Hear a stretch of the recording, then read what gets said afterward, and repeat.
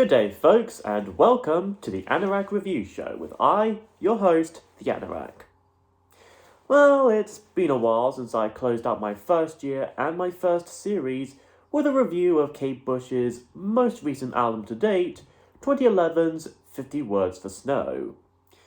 I know I probably should have done something back around in the summer maybe, when she was much more prevalent, what with one of her hit songs being used predominantly in the latest series of Stranger Things. However, I haven't watched much Stranger Things. Yet. I mostly use Netflix to watch Avatar and Dragon Prince anyway. But since one of her albums had already turned 40 years old lately, I figured I'd take the opportunity now. And that album is simply called The Dreaming. The cover is iconic in its own right. Despite being named after one song from here, the cover art itself is actually based on another song from the same album. Here shot in a sepia tone that's somewhat more reminiscent of old black and white romantic films, Kay is actually portraying, as a real-life person, Bess Houdini, the wife of famous escape artist Harry Houdini, as indicated by the locks and chains seen here. And here, portrayed by Kate's bassist and then partner, fittingly enough, Del Palmer.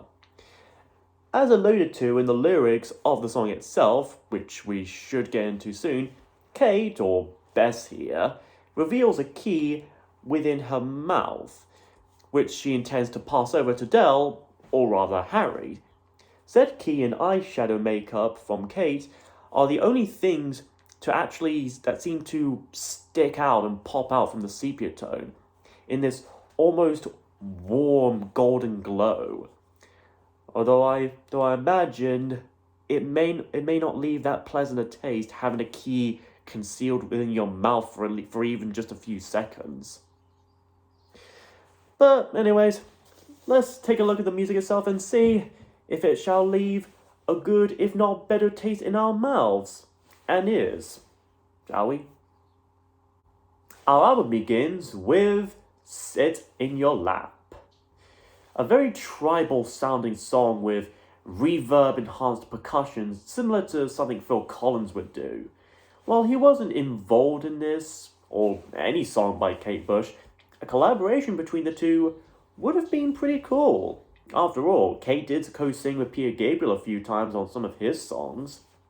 Said percussion were actually done by Kate's brother, Paddy Push, as well as Preston Heyman, who would also work with the likes of Tina Turner, Mike Oldfield, and Massive Attack, who had utilized bamboo canes and sticks to kind of create this kind of unique sound.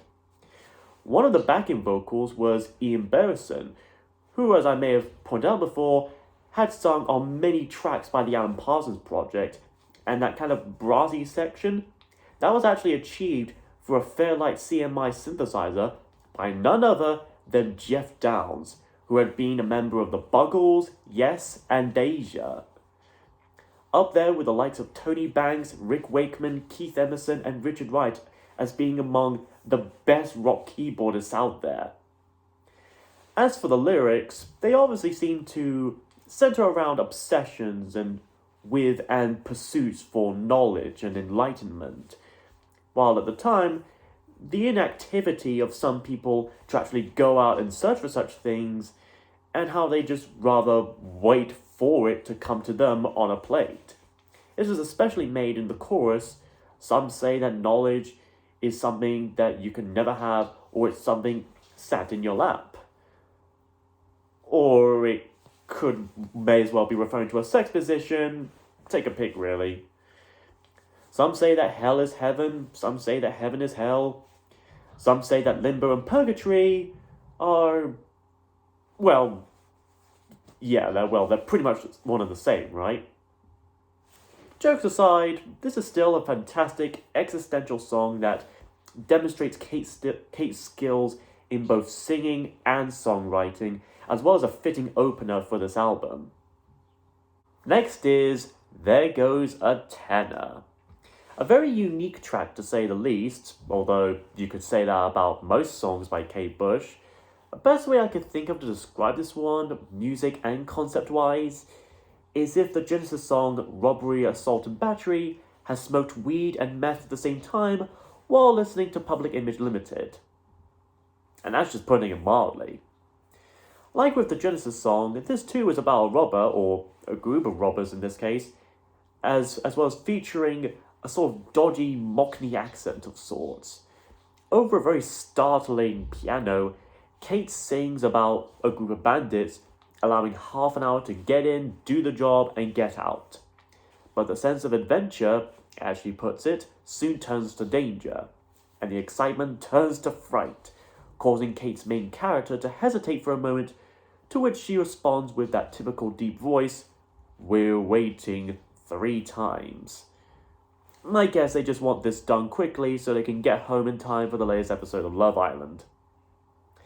She then says that her partners act like actors, comparing them to old famous Hollywood stars like Humphrey Bogart, George Raft, and James Cagney Jr. Then a faint male voice, I can never find out who it was, asks, "What about Edward G?" As if referring to Edward G. Robinson. Soon enough, all the crooks eventually develop paranoia out of the fear of getting caught by police and authorities, and they go and make a break for it. Whether they actually got away with the money or what is kind of ambiguous, deliberately or not. If there was at least one thing I had to nitpick about the song, is that it kind of ends quite abruptly, or as I should be more accurate, just kind of stops. At the same time, it was considered a lost single due to low sales and little to no interest in it. Despite such, it is still a decent track that shows Kate's more avant-garde side of music, which I've no doubt will be hearing more of in this album alone. Then we have Pull Out the Pin. Another song of Kate's where, in spite of having a bit of a light edge to it, it still has some dark implications and heavy dramatic themes beneath its music and lyrical content. Similar to Army Dreamers from her previous album, Never Forever, this song deals with war and conflict, this case being inspired by what had happened in Vietnam, from the perspective of either the Viet Cong or the American forces. A particular line she repeats is, "My silver Buddha, my silver bullet." Not only an interesting use of wordplay, but also implying a use of religion as a motivation in a holy war, even a symbol of peace and enlightenment like Buddha. That, or Kate Bush is a werewolf hunter and she uses silver bullets to slay them. Then there's that pre-chorus featuring the backing vocals of Pink Floyd guitarist himself, David Gilmour, who is also the man that had apparently discovered Kate and her talents back in the mid to late 70s. In it, he sings "Pulling Out the Pin" or "Pull Out the Pin," likely referring to pulling out the pin of a grenade, over which Kate sings, "Just one thing, me or him, I love life," in a near operatic manner, as if she's asking which one to spare and which one to let die. Then in one of the verses, Kate describes him as being big, pink, and not like me, and that he sees no light. Well, aside from the headlights of a car, considering that quick driving by sound effect that plays over this bit. In a later chorus, you could hear what sound like the whirling of helicopter blades, like a military chopper coming down to either pick up soldiers or to sending more soldiers to battle. Quite frankly, either way is possible. Also, get to the chopper! Sorry, I always wanted to get that reference out there. During which, the music starts to dwindle a bit out and about for a bit, as if falling into the delusions of war, before it then picks back up again for one last chorus or two, then goes out again, almost properly this time, as the sounds of crickets could be heard, as if we're lost in a jungle in the middle of the night. After that is Suspended in Gaffer, a seemingly whimsical track mainly consisting of a waltzy sounding piano, played by Kate herself, along with an occasional mandolin from Patty Bush, while Kate shifts between low and high vocals, a mistress of octaves. Like with Sat in Your Lap, this song too deals with a desire to reach out to a particular symbol of purity and enlightenment, yet so obviously being unable to do so due to it being so far away and out of reach. This case likely being God itself. Kate feels as if her feet are made of mud, stuck in her place, while wondering why she's crying and questioning if she's suspended in gaffer. Gaffer actually refers to gaffer tape, a strong black tape often used in film and TV productions as well as live concerts as a kind of setup, which also probably means some weird bondage fetish or just being buried under heaps of Jaffa cakes. Again, take a pick. As she tries to get nearer and it gets so clearer, something appears in her way, a plank in her eye. Must be the plank from Ed, Ed and Eddie. Does anyone remember that show? I certainly remember that show.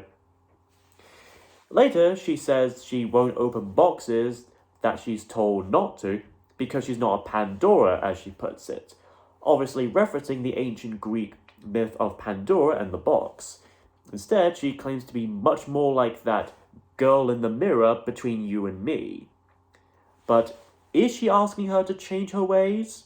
After all, no message could have been any clearer. Similar to There Goes a Tenor, this too kind of ends on a somewhat abrupt note, though that can be expected at this point. Side 1 ends with Leave It Open. Definitely one of the more darker and most haunting songs by Kate Bush, both its music and its lyrics. With percussion similar to that in Pierre Gabriel's song Intruder, and heavy filters done to Kate's own vocals here, this delves into the darker pulses and impulses of humanity, and how we try to lock and cage them in to keep it shut, bottling them up to the point of potential outbursts at the wrong place and wrong time. She repeats the line, "Harm is in us, but the power to harm," likely alluding to potential violent tendencies, not just to others, but possibly also to ourselves as well, as in self-harm, and how we may try to resist and contain such urges. As an old proverb will put it, we all each have 3 distinct faces of self. One we show to the world, one we show only to family and closest friends, and one we show to absolutely no one, only to ourselves. This track also makes a good use of phonetic reversal, by the end at least, as Kate seems to repeat, "We let the weirdness in a very weird, weirdish sounding manner, which is actually a bit of a backward thing. For those who may not know, phonetic reversal usually refers to a technique where the phonemes, or syllables of a word or sentence are deliberately spoken and pronounced backwards, as if to create a kind of reverse speech of sorts. So when it's recorded and then played back in actual reversal backwards, it might sound like an actual forward word or sentence. So it's a bit like a different version of backmasking. Also, in other words, Kate Bush seems to have been lost in the Black Lodge from Twin Peaks. Ask your parents about that show. But yeah, this is an enjoyably unsettling and eerie track, and I like it. It honestly wouldn't be out of place in an old horror film or a psychological thriller.